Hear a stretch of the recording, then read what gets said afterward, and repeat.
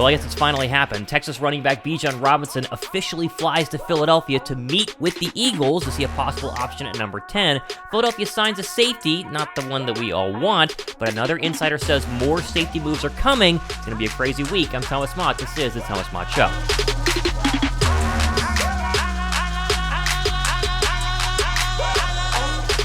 What's up, guys? Thomas Mott here. Welcome to the Thomas Mott Show on a Tuesday. There's never a dull day in the world of Philadelphia, and just yesterday, Bijan Robison, the acclaimed Texas running back that everyone and their mother wants to land in Philadelphia, people in Dallas want him, everybody wants Bijan Robison. Well, he gave us a little preview into his evening by posting a picture of Lincoln Financial Field, tagging Philadelphia, basically inquiring that he is in Philadelphia today for a official draft visit with the Philadelphia Eagles. Now, each team gets 30 in-person visits for the NFL draft, and so Philadelphia obviously was going to bring Bijan Robison in. That was not really a surprise, but the fact that it now is confirmed that they're at least looking at him has the Twitter world going absolutely insane. Obviously, you're seeing the picture on your screen right now.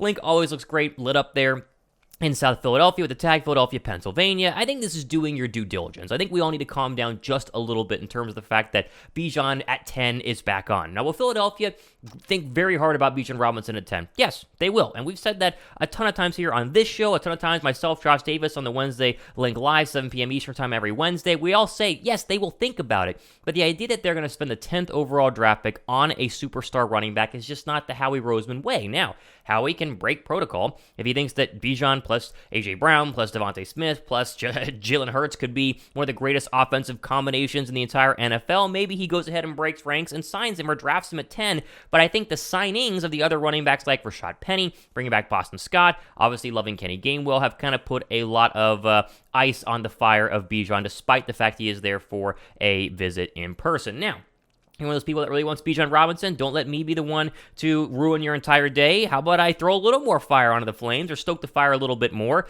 Bijan Robison has signed with an agent, and you might recognize that agent. It's Nicole Lim, Jalen Hurts' agent. That's her right there. So he has the exact same agent as Jalen Hurts. Now, again, a lot of players have the exact same agent as some other players. It doesn't mean that just because he signed with Jalen Hurts' agent, he's going to be an Eagle, but there could be some whisperings there. And remember, Jalen Hurts was the lead factor in bringing A.J. Brown to Philadelphia. He was the one going to Howie Roseman's office day after day after day and saying, go get A.J. Brown. And so I guess it really would depend on if Jalen Hurts wants Bijan Robison. Could that maybe make it a little more realistic than what it actually is? But we need to be real here on the show. I definitely think that this is still very, very unlikely. Now, is it corner at 10? Is it defensive line at 10? Is it offensive line at 10? I don't know, but I do think defensive line is what Howie has done time and time and time again. Why would he break from what he thinks works? And Philadelphia could use a little bit of defensive line help. I know that people think running back, linebacker, corner, but defensive line is kind of where we all think, at least I think,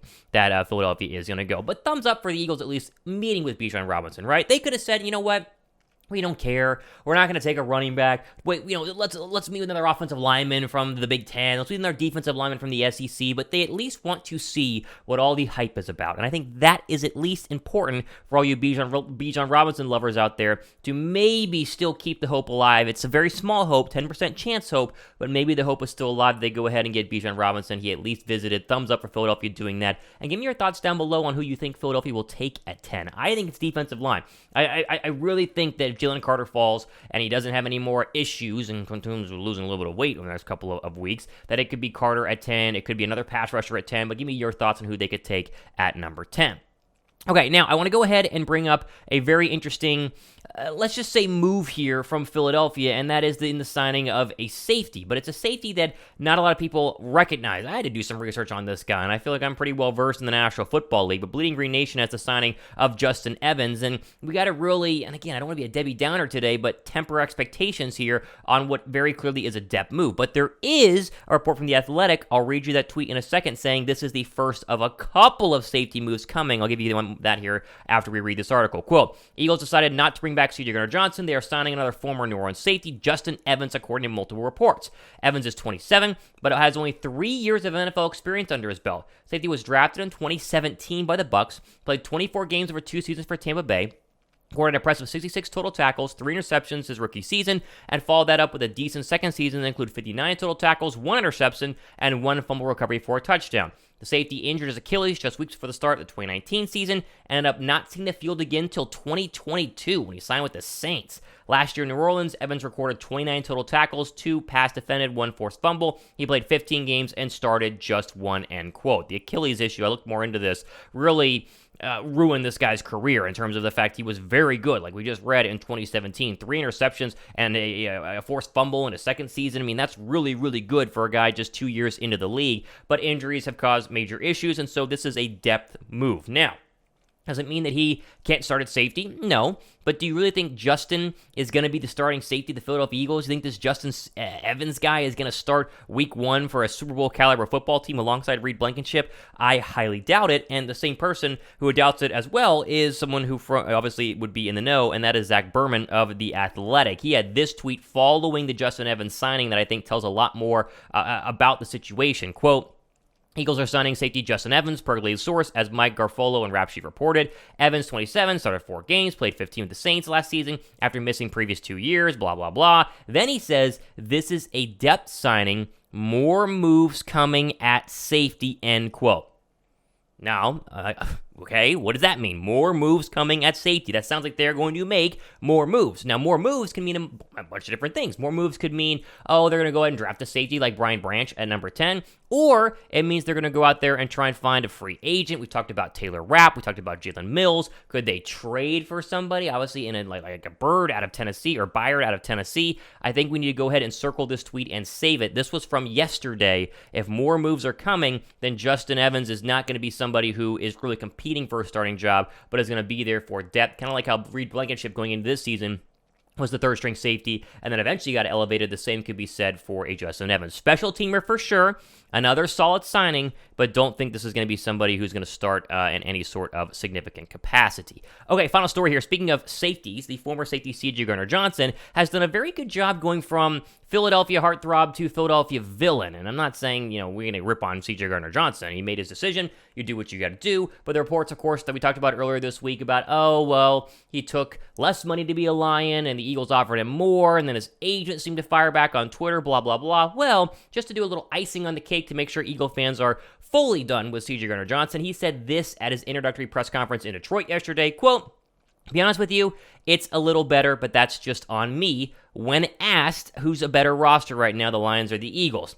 Everybody can look from the outside looking in, but that's just on me. From the outside looking in, but this team has talent. This team, we can win the division, possibly win the division. Everyone should feel that way. When I look at this team coming from where I came from, the teams I played on that won multiple divisions, been to playoff games, and been to the Super Bowl, this team has what it takes to get there, win the division, and get to the playoffs. Even if Gardner-Johnson is right, the Lions have more talent than the Eagles. That's no guarantee the Lions are the same or even greater success than last year's Eagles, end quote from PFF. And so this got blown away on Twitter a little bit. Now, he is taking a shot at Philadelphia. He is saying he thinks the Lion roster is better, and I think that is technically just a little bit of a jab at a former team that didn't give him the money that he wanted to go ahead and get. But does anyone actually believe overall the Lions are better? I think the Lions are good. I mentioned this last Wednesday, a live link with Josh Davis, basically saying, hey, the Lions are probably a top 5 team in the NFC. Now, the NFC is not that great as a whole, but they can win their division. What's the NFC North this year? Kirk Cousins, Justin Fields, and Jordan Love? I mean, they can be very, very good, and they have some talent, but the idea that they're better overall than Philadelphia,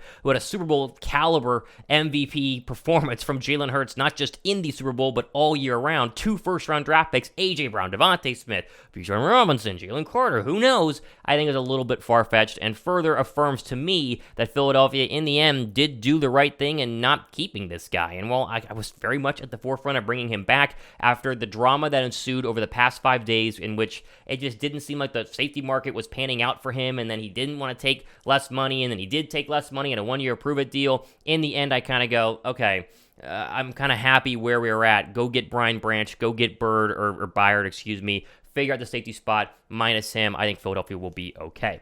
I'd love to hear your guys' thoughts on this. I think this is fascinating. I think it's a really, really fun little quote there to throw in here at the end of the show today, but plenty of stuff I think is still going to happen the next couple of days and weeks. And so we're almost 10.1K, 10.2K strong here on the Thomas Mott Show for subscribers.